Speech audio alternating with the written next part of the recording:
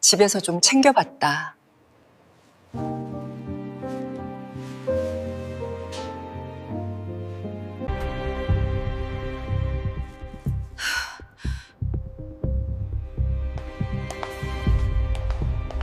이걸 지금 먹으라는 거야?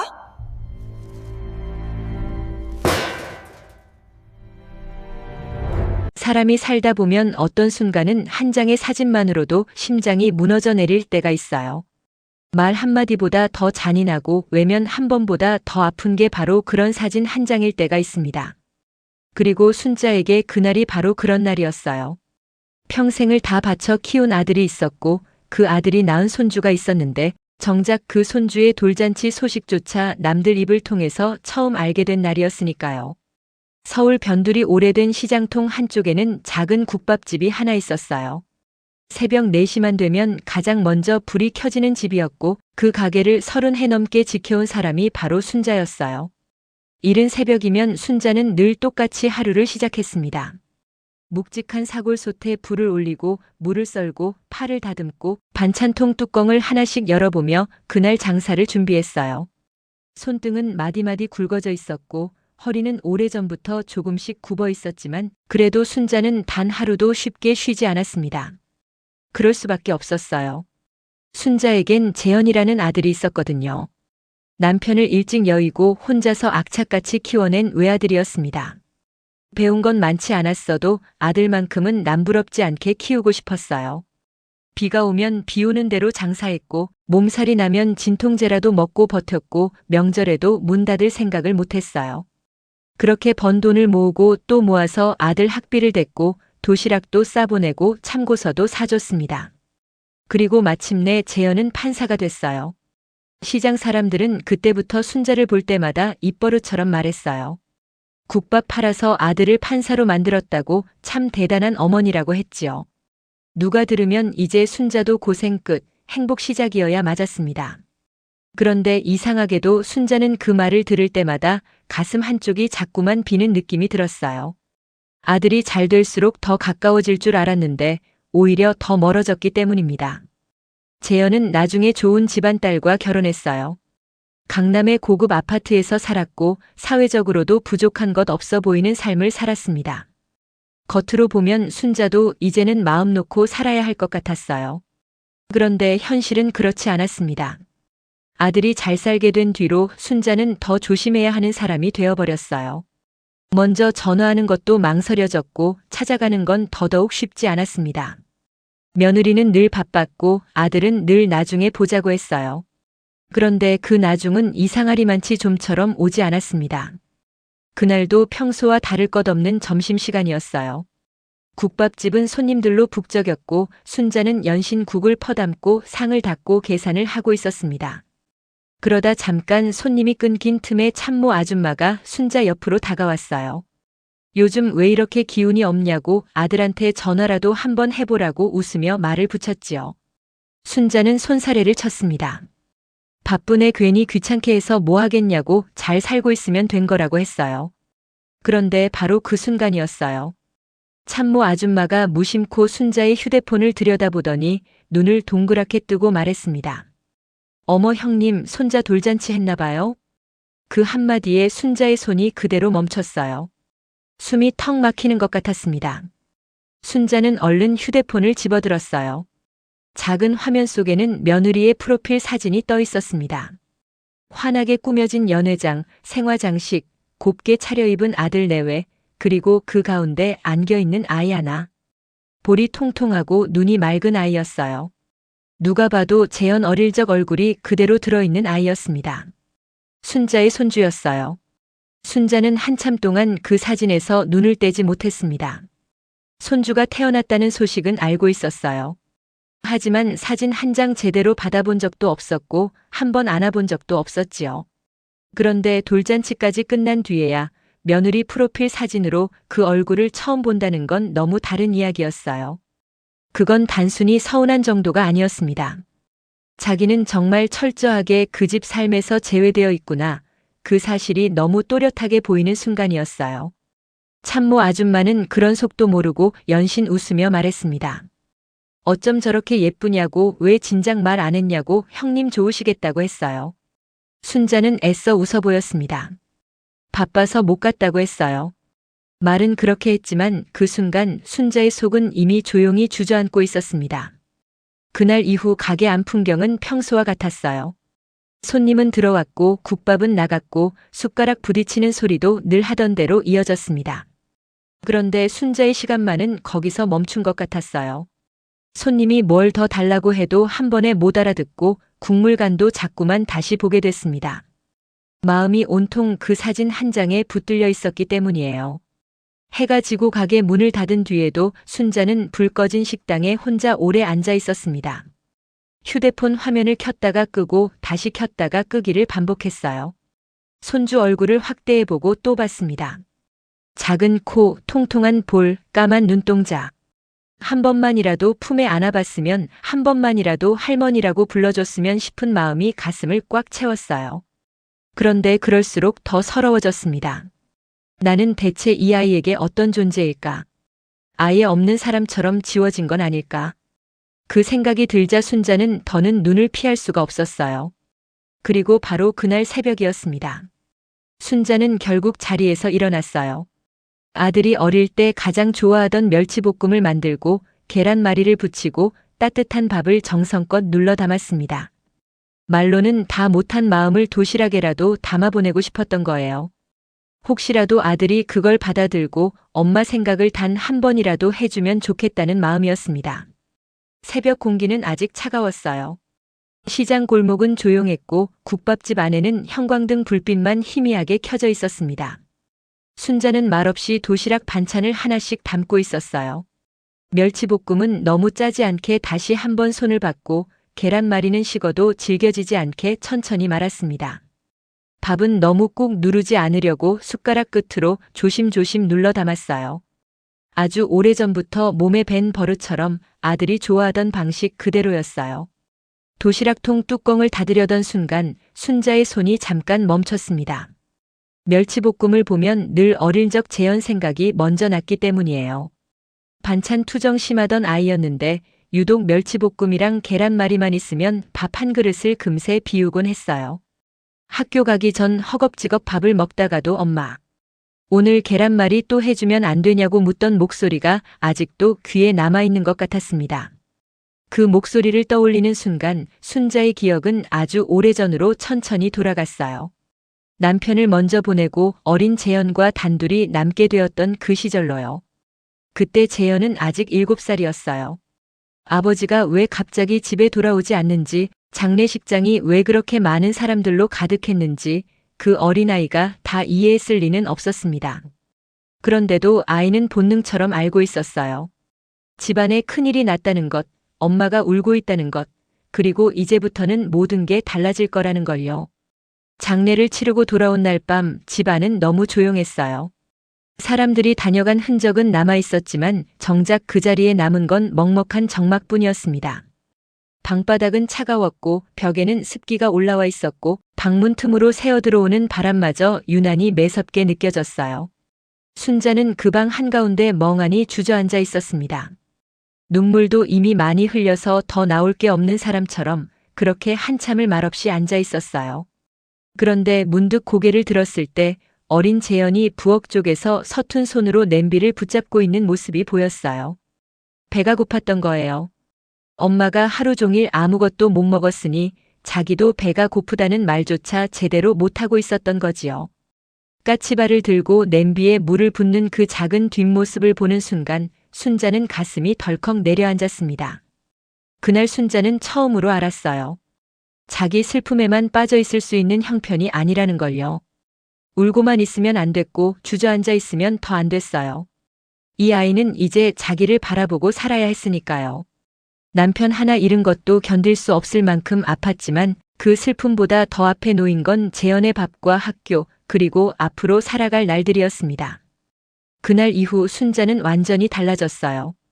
아니, 정확히 말하면 순자라는 여자 개인의 삶은 그때 끝나고 재현 엄마의 삶만 남았다고 해야 맞았어요.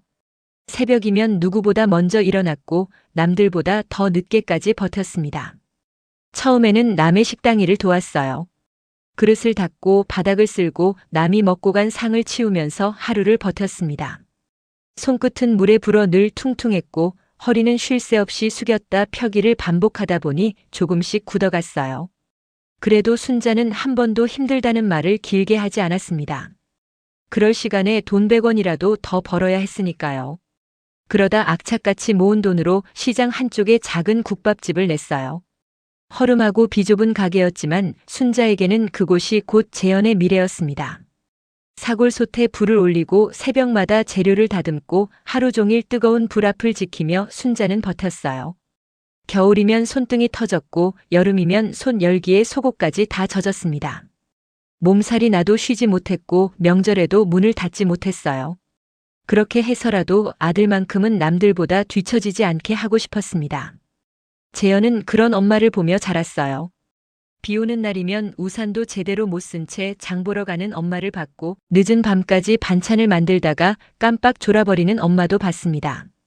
그래서 어릴 적 재현은 엄마에게 참 다정한 아이였어요. 엄마, 나 크면 꼭 훌륭한 사람 될게. 엄마 고생 안 시킬게. 그런 말을 참 자주 했습니다. 순자는 그 말이면 됐어요. 정말 그것 하나로 다시 버틸 힘이 났습니다. 몸이 부서지는 것 같아도 견딜 수 있었고 억울한 일을 당해도 삼킬 수 있었어요. 내가 지금 이 고생을 하는 이유가 분명하다고 믿었기 때문입니다. 내 아들만은 이 가난에서 벗어나게 해주고 싶었고 그래서 지금 흘리는 땀과 눈물이 언젠가는 다 따뜻하게 돌아올 거라고 믿었어요. 순자는 도시락 보자기를 다 싸놓고도 한동안 손을 떼지 못했습니다. 보자기 매듭 위에 손바닥을 살짝 얹은 채 한참을 그대로 앉아 있었어요. 그 안에는 반찬 몇 가지와 따뜻한 밥만 들어있는 게 아니었습니다.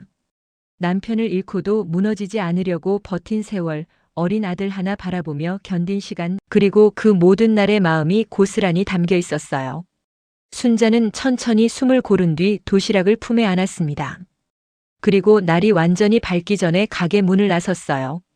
순자는 도시락 보자기를 단단히 품에 안고 시장 골목을 천천히 걸어 나갔어요. 아직 해가 완전히 뜨지 않은 시간이라 가게 문을 여는 상인들도 많지 않았고 골목에는 밤 공기와 새벽 공기가 반쯤 섞여 있었습니다. 그 익숙한 길을 걸으면서도 순자의 마음은 자꾸 지난 세월로 돌아갔어요. 돌아보면 순자의 인생에서 가장 긴 시간은 늘 국밥집 안에 있었기 때문입니다. 처음 가게를 열었을 때만 해도 지금처럼 간판이 번듯한 것도 아니었어요. 시장 한쪽 구석, 바람이 세게 불면 문짝이 덜컹거리던 허름한 자리였습니다. 비가 많이 오는 날이면 문틈으로 물이 스며들었고 겨울에는 가게 안에 앉아 있어도 손끝이 얼얼할 만큼 추웠어요. 그래도 순자는 그 자리를 쉽게 포기할 수 없었습니다. 그 국밥집이 있어야 재현을 먹이고 입히고 학교에 보낼 수 있었으니까요. 순자의 하루는 늘 새벽부터 시작됐어요. 남들보다 먼저 시장에 나가 사고를 사고 무와 대파를 고르고 조금이라도 더 싱싱한 재료를 싸게 드리려고 상인들 사이를 돌았습니다. 그 뒤에는 무거운 짐을 양손에 들고 가게로 돌아와 곧장 솥에 불을 올렸어요.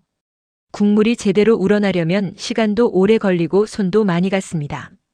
중간중간 거품을 걷어내고 간을 보고 반찬을 만들고 테이블을 닦고 손님 받을 준비를 마치고 나면 어느새 아침 장사가 시작됐어요. 손님이 몰리는 시간에는 밥 한 숟갈 뜰 틈도 없었습니다. 국을 퍼담고 수저를 놓고 계산을 하고 반찬을 채우고 다 먹은 그릇을 치우는 일이 쉴 새 없이 이어졌어요. 하루 종일 뜨거운 불 앞에 서 있다 보면 얼굴은 늘 벌겋게 달아올랐고 손등은 김에 데인 자국이 지워질 날이 없었습니다. 그래도 순자는 힘들다는 말을 잘하지 않았어요. 힘들다고 말해봤자 달라지는 게 없다는 걸 누구보다 빨리 배운 사람이었으니까요. 그렇게 하루를 버티고 가게 문을 닫으면 밤이 됐습니다. 그 시간에도 순자는 곧장 쉬지 못했어요. 다음 날 쓸 재료를 다듬어야 했고 밀린 설거지를 해야 했고 아들 도시락 반찬도 따로 챙겨야 했습니다. 재현이 어릴 때는 먹성도 좋고 반찬 투정도 은근히 심해서 순자는 늘 아이 입맛에 맞는 걸 먼저 생각했어요. 된장국은 너무 짜지 않게, 계란말이는 식어도 부드럽게, 멸치볶음은 너무 딱딱하지 않게 만들었습니다. 돈이 넉넉하지 않아도 도시락만큼은 허술하게 싸고 싶지 않았어요. 남들 도시락과 비교당할까봐, 아들이 괜히 주눅들까봐, 순자는 늘 더 신경을 썼습니다. 재현은 공부를 잘했어요. 학원 하나 제대로 보내기 어려운 형편이었는데도 아이는 책상 앞에 오래 앉아 있는 법을 스스로 익혔습니다. 순자는 그런 아들을 볼 때마다 마음이 짠하면서도 대견했어요. 가게에서 밤늦게 돌아와 문을 열면 좁은 방 안에서 재현이 꾸벅꾸벅 졸면서도 책을 펼쳐놓고 있는 날이 많았습니다. 그 모습을 보면 순자는 피곤하다는 말이 목 끝까지 올라와도 다시 삼키게 됐어요. 내가 조금만 더 버티면 된다. 내가 하루만 더 견디면 이 아이는 여기서 벗어날 수 있다. 그런 생각으로 다시 몸을 일으켰습니다. 시장 사람들도 그런 순자를 오래 지켜봤어요. 처음에는 젊은 과부 혼자 얼마나 버티겠냐며 걱정하던 사람들도 있었지만 시간이 지나자 다들 순자의 성질을 알게 됐습니다. 한번 마음먹은 일은 끝까지 놓지 않는 사람이라는 걸요. 몸이 아파도 웬만하면 가게 문을 닫지 않았고 눈이 오나 비가 오나 같은 시간에 불을 켰습니다. 아파서 들어 누워야 할 날에도 약을 먹고 솥 앞에 섰고 명절에도 반나절만 열겠다는 말을 쉽게 못했어요. 순자에게 가게 문을 닫는다는 건 그날 들어올 학원비나 교재비를 포기하는 일처럼 느껴졌기 때문입니다. 그 세월이 쌓여 어느새 30년이 됐어요. 허름했던 가게는 아주 조금씩 자리를 잡았고 단골도 생겼습니다. 누군가는 순자네 국밥집 국물이 제일 진하다고 했고 누군가는 반찬 맛이 집밥 같다고 했어요. 그 말을 들을 때마다 순자는 겉으로만 웃었지 속으로는 늘 같은 생각을 했습니다. 이 가게는 내 삶이라기보다 재현의 시간이었다고요. 아들이 학교를 다니던 날들도 시험을 준비하던 날들도 합격 소식이 오던 날도 모두 이 국밥집 안에서 지나갔으니까요. 재현이 판사가 되던 날 시장 사람들은 자기 일처럼 기뻐했어요. 순자는 축하를 받으면서도 한참 말을 못했습니다.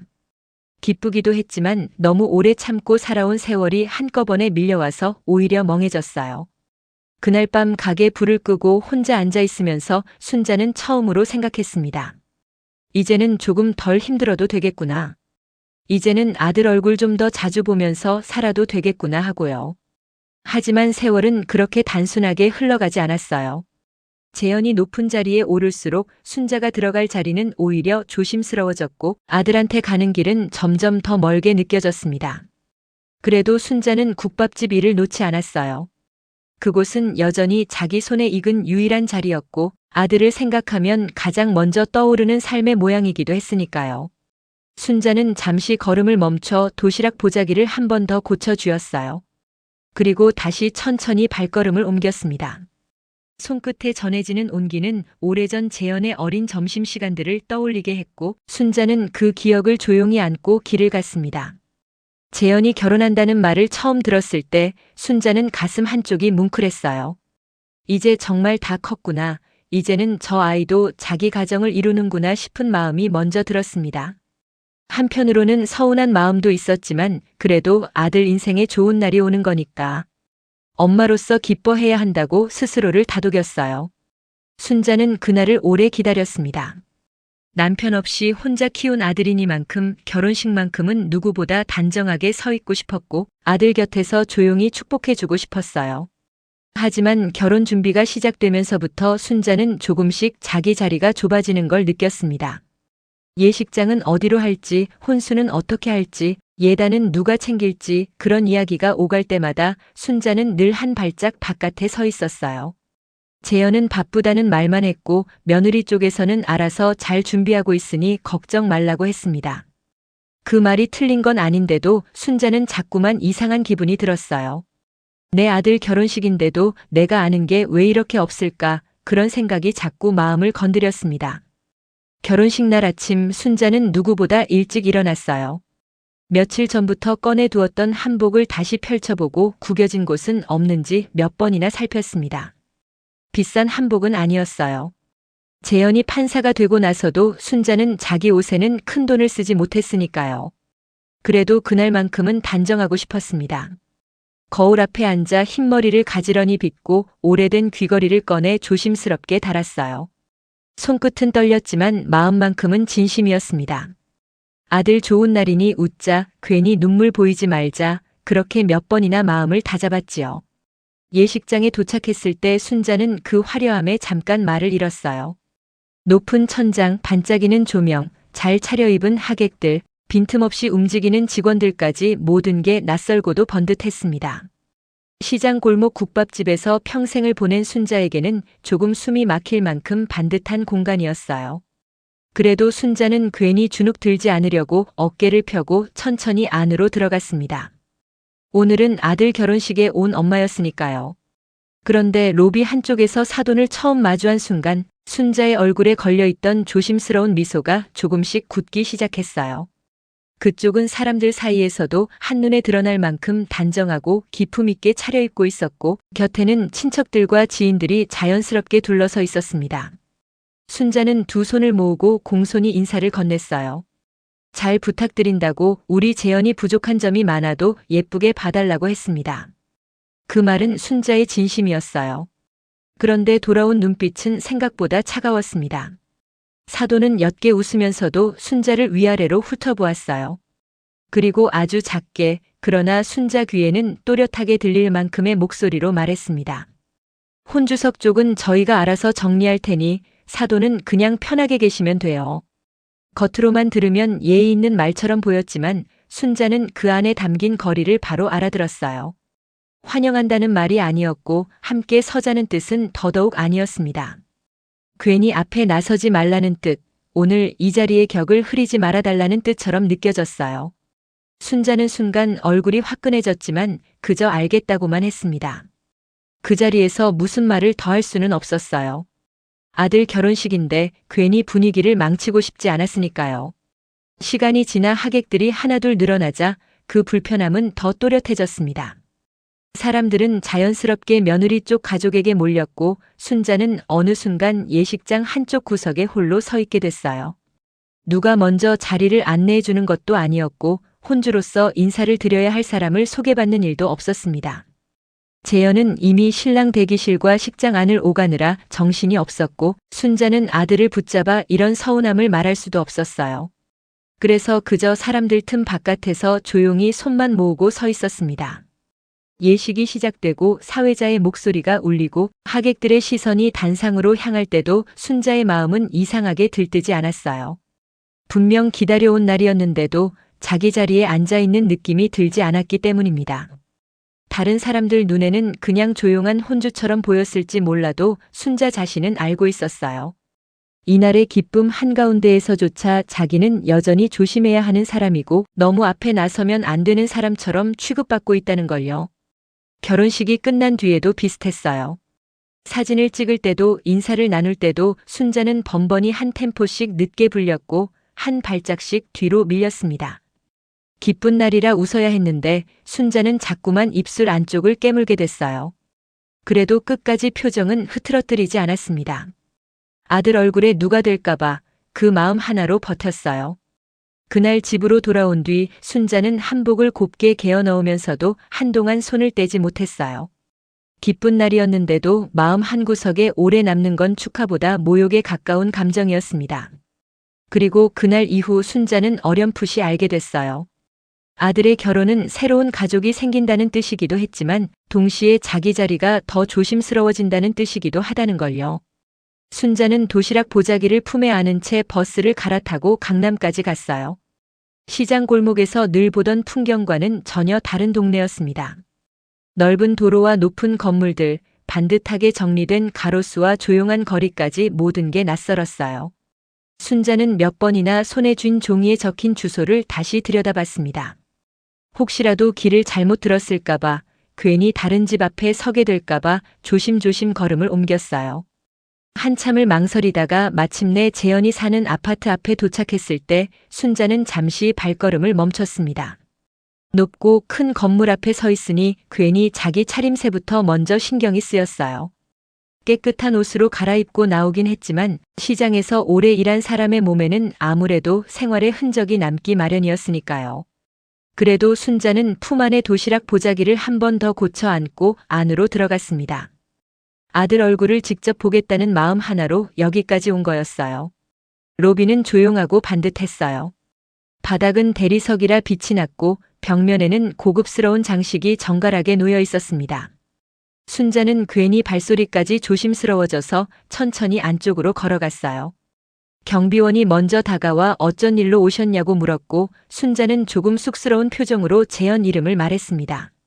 아들 집에 잠깐 왔다고 이것 좀 전해주려고 왔다고 하면서 보자기를 보여줬어요. 경비원은 인터폰을 몇 번 눌러봤지만 바로 연결되지는 않았습니다. 순자는 그 짧은 시간에도 괜히 마음이 급해졌어요. 이렇게 불쑥 찾아오면 안 됐던 건 아닐까? 아들이 곤란해하면 어쩌나, 며느리가 싫어하면 어쩌나 하는 생각이 한꺼번에 밀려왔습니다. 하지만 이미 여기까지 온 이상 그냥 돌아서기도 어려웠어요. 순자는 괜찮다며 바쁘면 굳이 올라가지는 않겠다고 했습니다. 대신 이 도시락만 전해달라고 우리 아들 701호이고 아들이 좋아하던 반찬들로 싸왔다고 조용히 말했어요. 마침 그때 엘리베이터 문이 열리면서 며느리 윤서가 로비로 내려왔습니다. 단정하게 정리한 머리에 고급스러운 옷차림, 손에는 작은 가방까지 들고 있었어요. 순자는 반가운 마음에 얼른 몸을 바로 세웠습니다.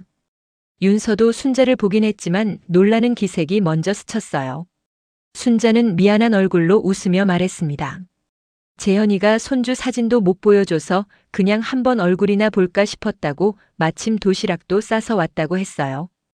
윤서는 잠시 보자기를 내려다봤습니다. 표정은 크게 변하지 않았지만 반가워하는 기색도 거의 없었어요. 순자는 괜히 서둘러 말을 덧붙였습니다. 올라가겠다는 건 아니고 바쁘면 이거만 재현이 주면 된다고 했어요. 아들이 어릴 때 좋아하던 멸치볶음이랑 계란말이를 넣었다고 식기 전에 먹으면 좋겠다고 했습니다. 윤서는 잠깐 미소를 지었습니다. 그런데 그 미소가 이상하게도 따뜻하게 느껴지지는 않았어요. 겉으로는 예의를 갖추는 것 같은데 눈빛에는 분명한 거리가 있었습니다. 윤서는 아주 차분한 목소리로 말했어요. 재현 씨가 요즘 많이 바쁘고 이런 거 굳이 안 해오셔도 된다고 했습니다. 집에서도 식단 관리가 다 되고 있고 외부 음식은 잘 안 먹는 편이라고도 했어요. 순자는 그 말에 잠시 멈칫했지만 그래도 애써 웃었습니다. 그래도 한 번만 전해달라고 많이 만든 것도 아니고 아들 생각나서 그냥 싸본 거라고 했어요. 그러자 윤서는 잠깐 주변을 살피더니 목소리를 조금 더 낮췄습니다. 이런 식으로 갑자기 찾아오시면 좀 곤란하다고 했어요. 이 동네는 보는 눈도 많고 재현 씨 직업이 직업인 만큼 조심해야 할 게 많다고 했습니다. 그 말을 듣는 순간 순자의 얼굴에서 웃음이 천천히 지워졌어요. 처음에는 잘못 들은 줄 알았습니다. 자기 아들 집에 자기 아들 먹으라고 도시락 하나 들고 온 일이 그렇게 조심해야 할 일인가 싶었어요. 하지만 윤서의 표정은 아주 담담했고 말투도 지나치게 정중해서 오히려 더 차갑게 느껴졌습니다. 순자는 괜히 더 작아진 목소리로 알겠다고 했어요. 그냥 잠깐 얼굴만 보고 싶었던 거였다고 괜히 폐를 끼친 것 같아 미안하다고 했습니다. 그러면서도 도시락만큼은 끝내 다시 품으로 가져오지 못했어요. 여기까지 들고 온 마음을 차마 도로 안고 갈 수가 없었던 거예요. 그래서 보자기를 두 손으로 곱게 건네며 이것만이라도 꼭 전해달라고 했습니다. 윤서는 잠시 망설이는 듯 하다가 결국 도시락을 받아들었어요. 그러고는 재현 씨 들어오면 전해놓겠다고 짧게 말했습니다. 순자는 그 말 하나에 더 붙잡지도 못하고 고개만 끄덕였어요. 경비원 앞에서 더 서 있는 것도 민망했고 윤서를 더 난처하게 만드는 것도 싫었습니다. 그래서 잘 부탁한다는 말만 남기고 천천히 돌아섰어요. 아파트 밖으로 나오는데 순자는 이상하게 다리에 힘이 풀리는 것 같았습니다. 직접 얼굴이라도 보고 올 줄 알았는데 결국 문턱도 못 밟고 돌아서는 길이었어요. 그래도 순자는 스스로를 다독였어요. 도시락은 전해졌으니까 재현이가 늦게라도 받아보면 그래도 엄마 생각을 조금은 하겠지 싶었습니다. 버스 정류장으로 걸어가면서도 순자는 몇 번이나 뒤를 돌아봤어요. 자기가 방금 다녀온 곳이 정말 아들 사는 집이 맞나 싶은 마음도 들었고 그 같은 서울 안에서도 이렇게 먼 세상이 있구나 싶은 생각도 들었습니다. 하지만 순자는 그런 마음을 길게 붙잡지 않았어요. 가게 문도 열어야 했고 손님들 점심 장사도 준비해야 했으니까요. 그저 도시락을 전해놓고 왔다는 사실 하나만 붙들고 다시 시장으로 돌아갔습니다. 순자가 돌아선 뒤에도 윤서는 한동안 로비에 그대로 서 있었어요. 손에는 순자가 건네고 간 도시락 보자기가 들려 있었습니다. 보자기 매듭은 반듯했고 손에 닿는 감촉만으로도 안에 든 것이 얼마나 정성스럽게 담겼는지 느껴질 정도였어요. 아침부터 바쁘게 움직이느라 정신없는 시간이었지만 윤서는 바로 발걸음을 옮기지 않았습니다.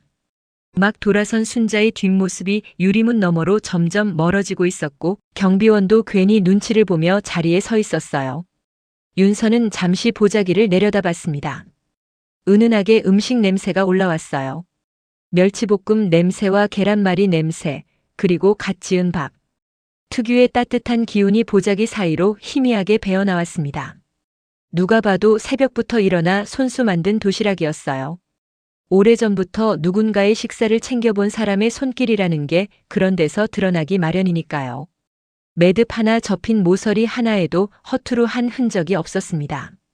하지만 윤서의 표정은 별로 달라지지 않았어요. 순자가 조금 전 남기고 간 말들, 아들 어릴 때 좋아하던 반찬을 넣었다는 이야기, 손주 얼굴 한번 보고 싶었다는 말까지 분명히 들었는데도 마음이 움직이는 기색은 보이지 않았습니다. 오히려 그 도시락이 자기 손에 들려 있다는 사실 자체가 불편한 것처럼 보였어요. 경비원도 그걸 느꼈는지 아무 말 없이 눈치만 보고 있었습니다. 윤서는 주변을 한번 천천히 둘러봤어요. 로비는 여전히 조용했고 출근하는 입주민 몇 사람이 엘리베이터를 타고 지나갈 뿐이었습니다. 그리고 윤서는 아무 말 없이 천천히 걸음을 옮겼습니다. 엘리베이터 쪽이 아니라 로비 안쪽 구석으로 향하는 걸음이었어요. 그쪽에는 재활용품과 생활 쓰레기를 잠깐 모아두는 작은 공간이 있었습니다. 눈에 잘 띄는 자리는 아니었지만 로비를 관리하는 사람 눈에는 충분히 들어오는 곳이었어요. 윤서는 그 앞에 잠깐 멈춰 섰습니다.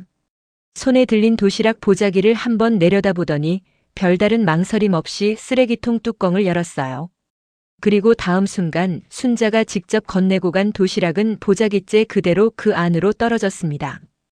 짧은 소리와 함께 뚜껑이 닫혔고 로비 안은 다시 아무 일도 없었던 것처럼 조용해졌어요. 경비원은 그 장면을 보면서도 쉽게 말을 꺼내지 못했습니다. 조금 전까지 순자가 연신 미안하다고 이것만이라도 재현 씨에게 잘 전해달라고 하던 목소리가 아직 귀에 남아 있었기 때문이에요.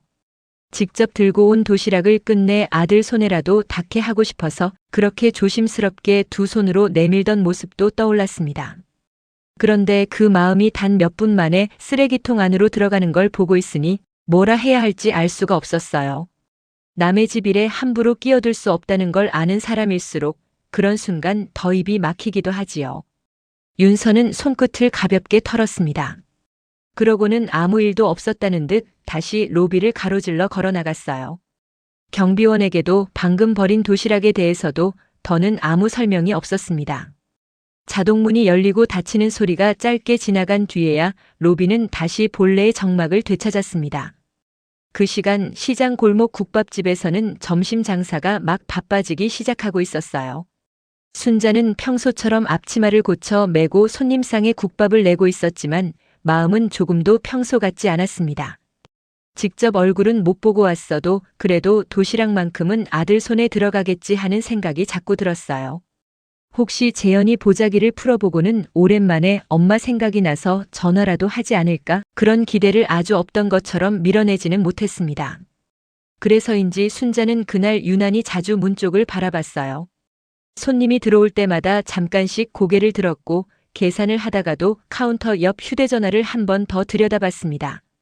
참모 아주머니는 왜 그렇게 자꾸 딴 생각을 하냐고 웃으며 물었지만 순자는 그냥 피곤해서 그렇다고 둘러댔어요.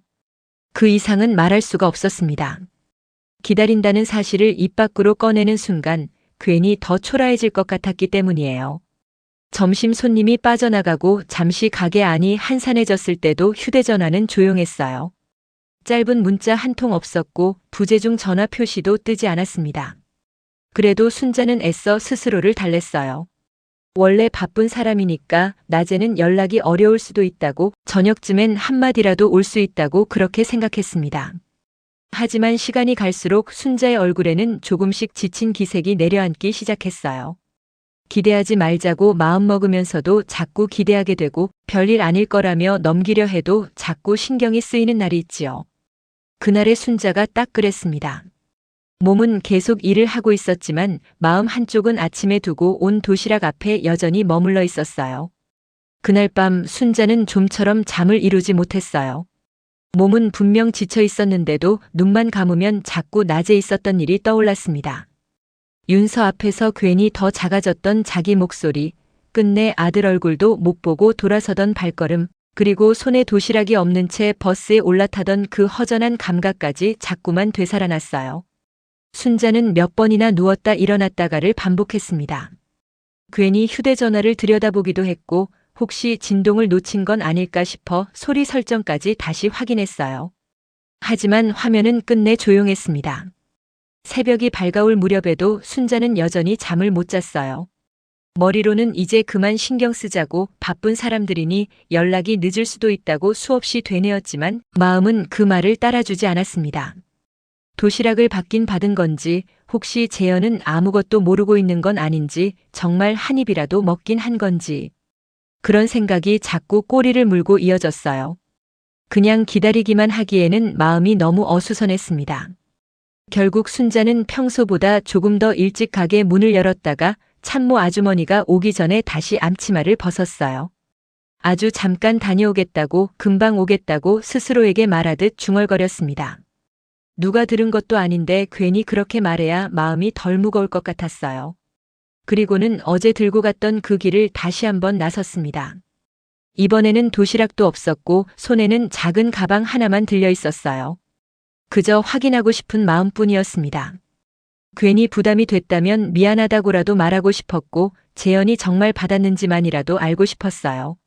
강남 아파트 앞에 다시 도착했을 때 순자는 어제보다 더 조심스러운 표정이 되어 있었습니다. 한번 와본 곳이라 길은 덜 낯설었지만 마음은 오히려 더 무거웠어요. 괜히 또 민폐가 되는 건 아닐까, 여기까지 다시 오는 게 지나친 건 아닐까 하는 생각이 발걸음을 자꾸 늦췄습니다. 그래도 그냥 돌아설 수는 없었어요. 어제 하루 종일 마음을 붙들고 있던 일이었으니까요. 로비 안으로 들어서자 경비원이 먼저 순자를 알아봤습니다. 순자는 어색하게 인사를 했고 경비원도 잠깐 망설이다가 고개를 숙였어요. 그 짧은 순간에도 순자는 이상한 기운을 느꼈습니다. 반갑게 맞는 얼굴이 아니라 뭔가 마음에 걸리는 걸 품고 있는 사람의 표정이었거든요. 순자는 조심스럽게 입을 열었습니다. 어제 맡기고 간 도시락 재현이 잘 받았는지 혹시 아느냐고 물었어요. 많이 바쁘면 연락 못할 수도 있으니 괜찮다고 그냥 받기만 했는지 그거 하나만 알고 싶다고 했습니다. 그 말은 담담하게 들리려고 애쓴 목소리였지만 경비원은 그 안에 담긴 떨림을 금방 알아챈 것 같았어요. 경비원은 바로 대답하지 못했습니다. 잠깐 시선을 피하더니 괜히 책상 위에 놓인 서류를 한번 만졌어요. 그러고는 아주 조심스럽게 정말 미안한 사람처럼 작은 목소리로 순자에게 말했습니다. 어머님, 제가 그 말씀을 드려야 할지 말아야 할지 어젯밤 내내 마음이 편치 않았습니다. 순자는 그 순간 가슴이 철렁 내려앉는 걸 느꼈어요. 좋은 이야기가 아니라는 건 그 말투만 들어도 알 수 있었습니다. 그래도 순자는 아무 말도 하지 않고 가만히 기다렸어요. 경비원은 한숨처럼 숨을 내쉰 뒤 어제 순자가 돌아간 뒤에 본 일을 하나도 빼지 않고 조심조심 털어놓았습니다. 윤서가 도시락을 들고 한동안 로비에 서 있었다는 것, 그러다가 안으로 들어가지도 않고 로비 구석 쓰레기통 쪽으로 걸어갔다는 것, 그리고 결국 보자기째 그대로 버렸다는 것까지 경비원은 아주 낮은 목소리로 말했어요. 자기도 순간 말을 잃어서 아무 말 못했다고, 괜히 남의 집 일에 끼어드는 것 같아 바로 나서지 못했다고, 하지만 모른 척하고 넘어가기가 너무 어려웠다고 했습니다. 순자는 처음에는 그 말을 바로 알아듣지 못한 것처럼 가만히 서 있었어요. 얼굴빛도 크게 변하지 않았습니다. 너무 놀라면 사람은 오히려 바로 무너지지 못하잖아요.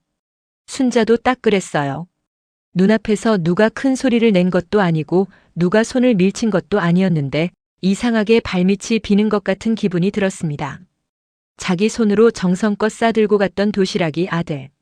어릴 적 좋아하던 반찬을 넣어 만들었던 그 도시락을 뚜껑 한번 열어보지 못한 채 쓰레기통으로 들어갔다는 말이 한꺼번에 가슴 안으로 들어왔어요.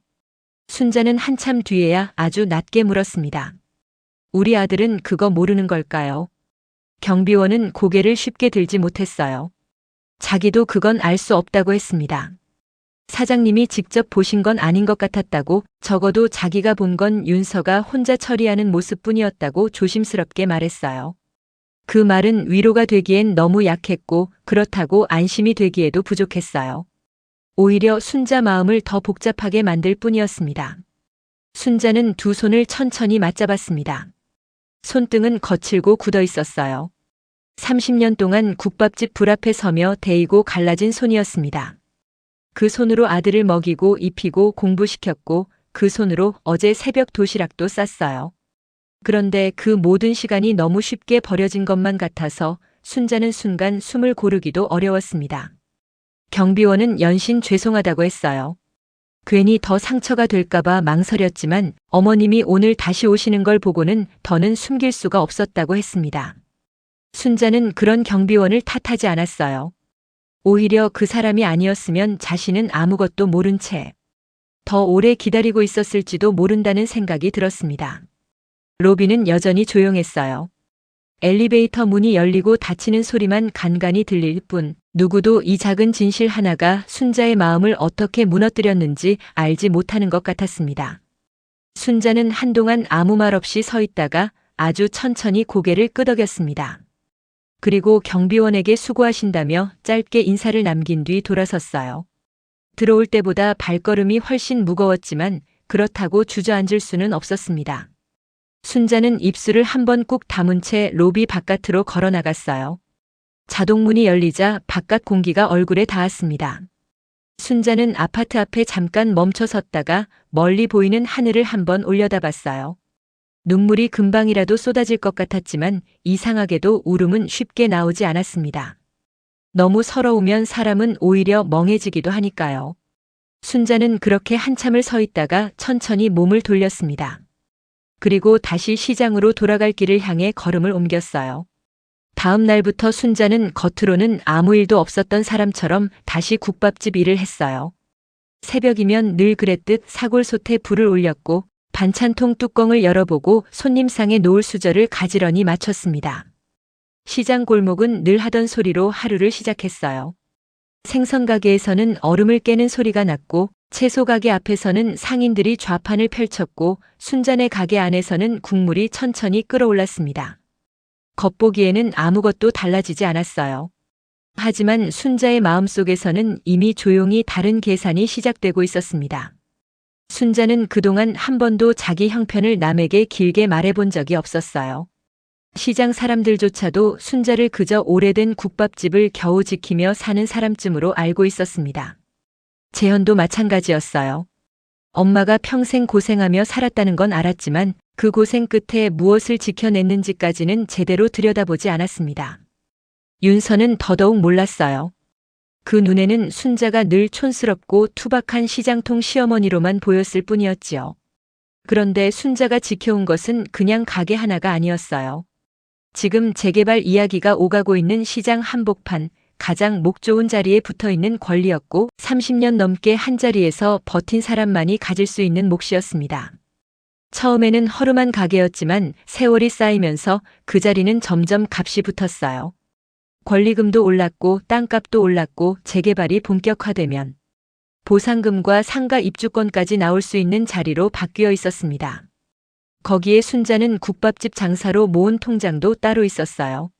남편 없이 아들 키우느라 늘 빠듯하게 살았지만 그래도 없는 가운데서 조금씩 떼어 모은 돈이었습니다. 은행 금고에는 남편이 남기고 간 반지와 작은 금부치, 오래된 적금 증서까지 그대로 들어 있었어요.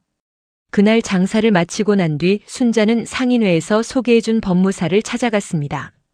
괜히 남한테 휘둘리지 않으려면 먼저 자기 손에 쥔 것이 뭔지 정확히 알아야겠다고 마음먹은 거예요. 법무사는 서류를 하나하나 넘겨보더니 안경을 벗고 순자를 바라봤어요. 어머님, 이 자리는 생각보다 훨씬 큽니다. 가게만 보고 계셨으면 안 됩니다. 보상도 그렇고 입주권도 그렇고 제대로 정리하셔야 해요.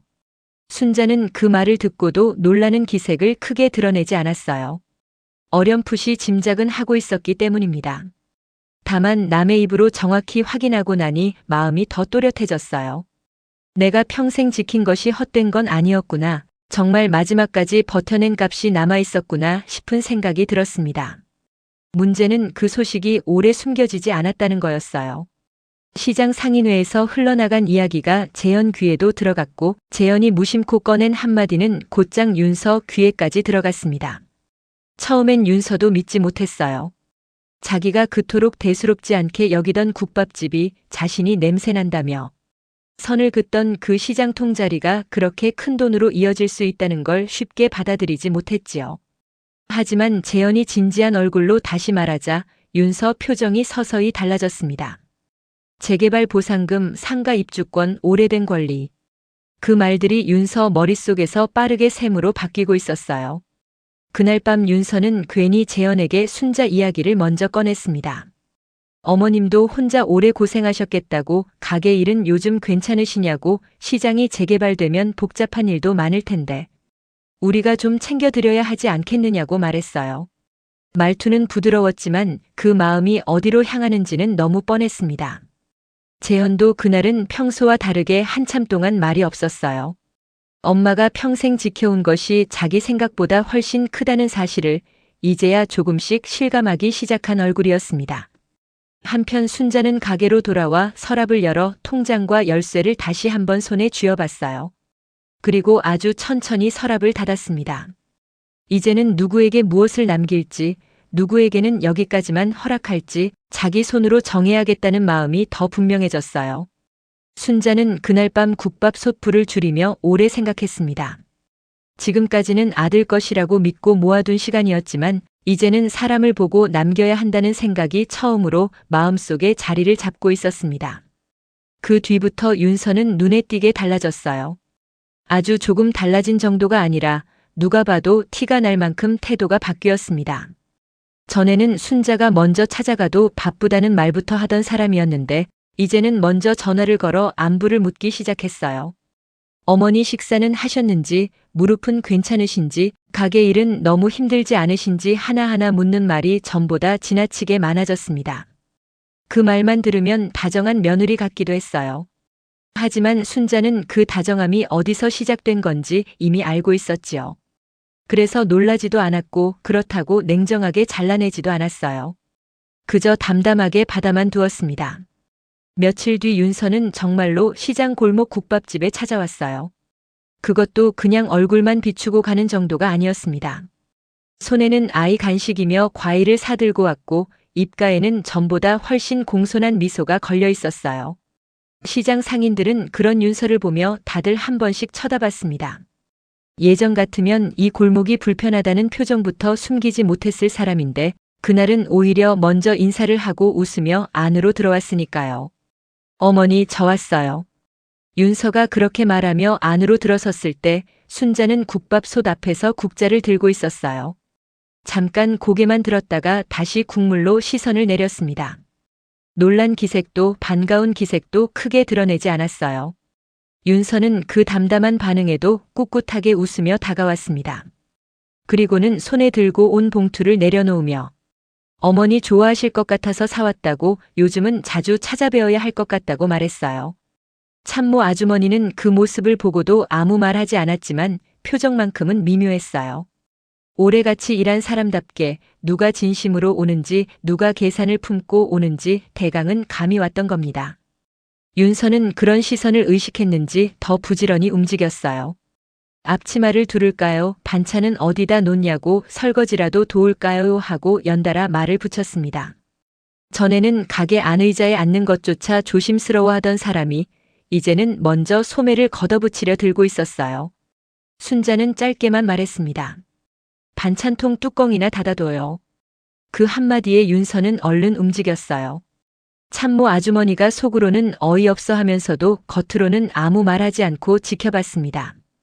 윤서는 손에 물 한 방울 묻히는 것도 익숙지 않아 보였지만 그래도 애써 웃으며 일하는 척을 했어요.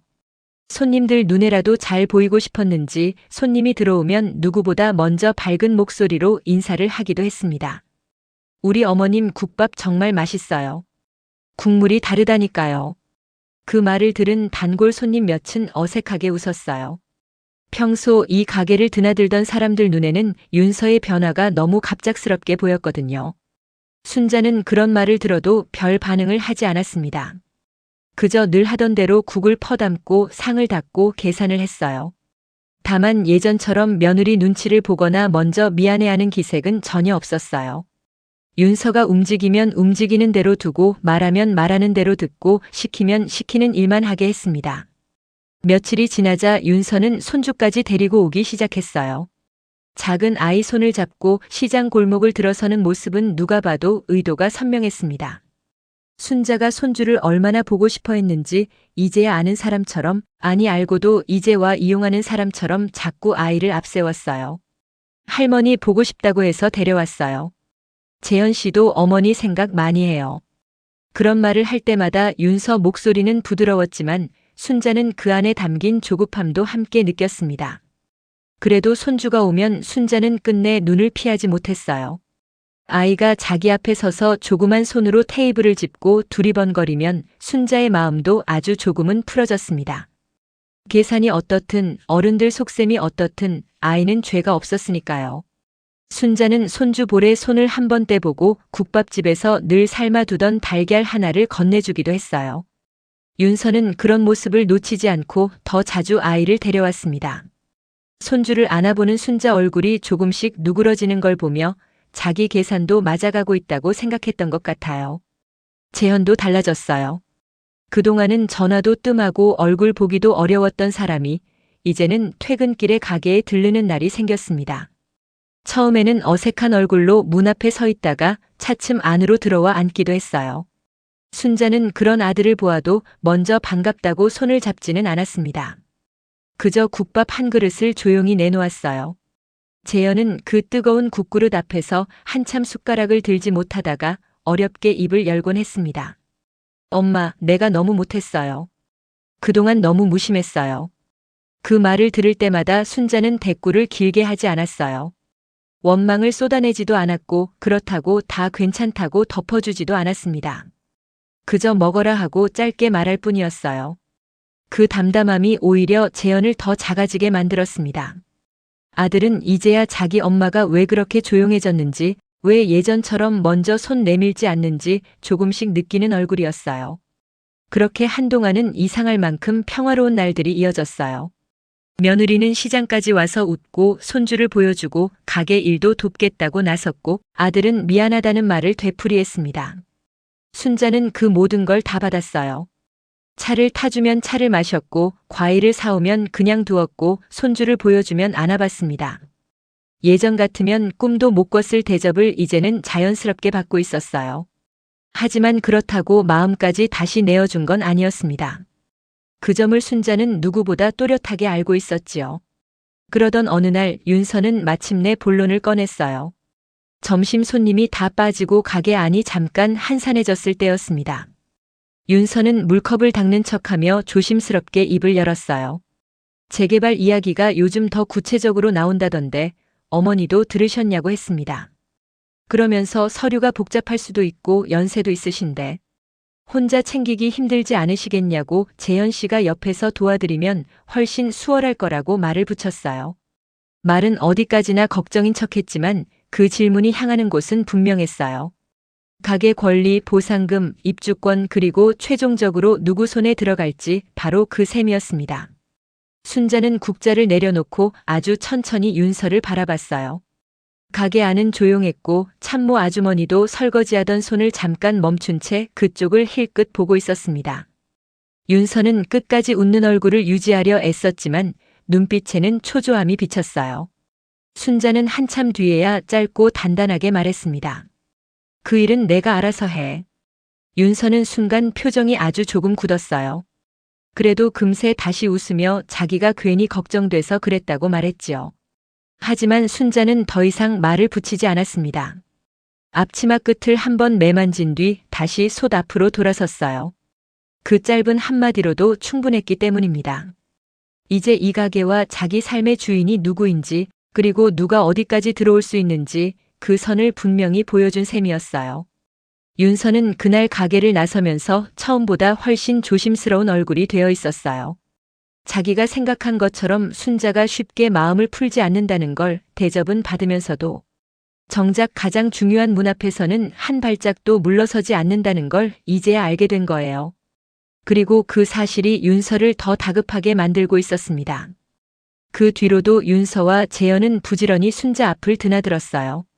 이제는 누가 봐도 달라진 태도였습니다. 윤서는 틈만 나면 시장 골목으로 들어왔고 손주를 데려와 순자 무릎에 앉혀놓았어요. 어머니 이거 드셔보시라며 과일을 사오고 몸에 좋다는 영양제를 놓고 가고 가게 일이 바빠 보이면 앞치마까지 둘러붙였습니다.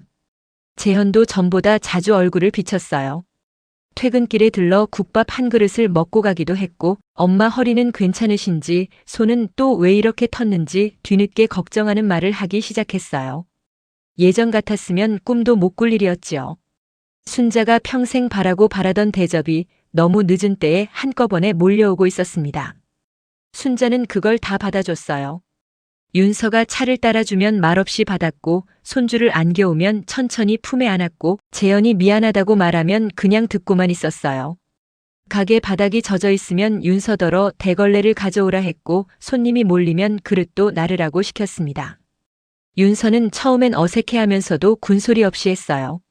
참모 아주머니는 그런 모습을 보며 속으로 혀를 찼지만 겉으로는 아무 말하지 않았습니다. 다만 순자 얼굴을 한번 보고는 이제야 좀 제자리 찾는 것 같다는 듯 조용히 일만 했어요. 손주도 자주 왔어요. 윤서는 아이를 앞세우면 순자 마음이 조금 더 풀릴 거라고 생각한 것 같았습니다. 아이는 아무것도 모른 채 할머니 손을 잡고 웃었고 순자는 그런 손주에게만큼은 끝내 차갑게 굴지 못했어요. 삶은 달걀을 쥐어주기도 했고 식어도 먹기 좋게 잘라둔 계란말이를 접시에 담아주기도 했습니다. 손주가 할머니하고 서툴게 부를 때마다 순자 눈빛은 잠깐씩 흔들렸어요. 윤서는 바로 그 순간들을 놓치지 않고 더 자주 들락거렸습니다. 재현도 그 옆에서 엄마 우리 이제 자주 올게요. 내가 정말 잘할게요 하는 말을 덧붙였어요. 그러다가 어느 날 저녁 재현이 드디어 본론에 가까운 말을 꺼냈습니다. 가게 문을 닫을 시간이 다 되어 손님이 뜸해졌을 무렵이었어요. 윤서는 손주를 안고 한쪽에 앉아 있었고 참모 아주머니는 부엌 안쪽에서 설거지를 하고 있었습니다. 재현은 국그릇을 내려놓고 한참 망설이다가 말했어요. 엄마 재개발 얘기 많이 진행되나 봐. 복잡한 건 내가 좀 봐드릴게. 말은 조심스러웠지만 그 속뜻은 분명했어요. 윤서도 고개를 끄덕이며 거들었습니다. 어머니 연세에 혼자 다 챙기시기 어렵지 않겠느냐. 서류나 절차 같은 건 괜히 잘못 건드리면 손해볼 수 있으니 가족이 옆에서 같이 봐야 하지 않겠느냐고 했어요. 순자는 그 말을 들으면서도 국밥솥 뚜껑을 닫고 있었어요. 뜨거운 김이 한번 크게 올라오고 나서야 순자는 천천히 돌아봤습니다. 내일 닫을 시간 내. 그 한마디에 재현도 윤서도 잠깐 얼굴을 마주봤어요. 생각보다 일이 빨리 풀린다고 느낀 눈치였습니다. 윤서는 얼른 웃으며 알겠다고 했고 재현도 엄마 뜻대로 하자고 말했어요. 순자는 더 길게 설명하지 않았습니다. 내일 점심 장사 끝나고 가게로 오라고만 했어요. 다음 날 순자는 평소보다 더 일찍 가게를 정리했어요. 점심 손님이 빠져나가고 난 뒤 테이블 하나를 깨끗이 닦고 그 위에 서류 봉투 몇 개를 가지런히 올려두었습니다. 재현과 윤서는 약속한 시간보다 조금 일찍 왔어요. 윤서는 얼굴에 긴장과 기대가 반씩 섞인 표정이었고 재현도 말은 없었지만 눈빛이 가라앉아 있지 않았습니다. 참모 아주머니도 그날은 퇴근하지 않고 가게 한쪽에 그대로 남아 있었어요. 순자가 아침에 따로 부탁했기 때문입니다. 잠시 뒤 상인회에서 소개받았던 법무사도 들어왔습니다. 그 순간부터 가게 안 공기는 평소와 전혀 다르게 바뀌었어요. 윤서는 그제야 조금 당황한 얼굴이 됐습니다. 그냥 가족끼리 이야기하는 자리가 아니라는 걸 눈치챈 거예요.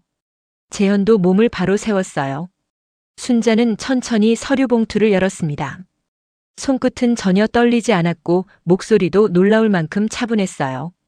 내가 오늘 너희 부른 건 내 것 정리한 거 말하려고 그런 거다.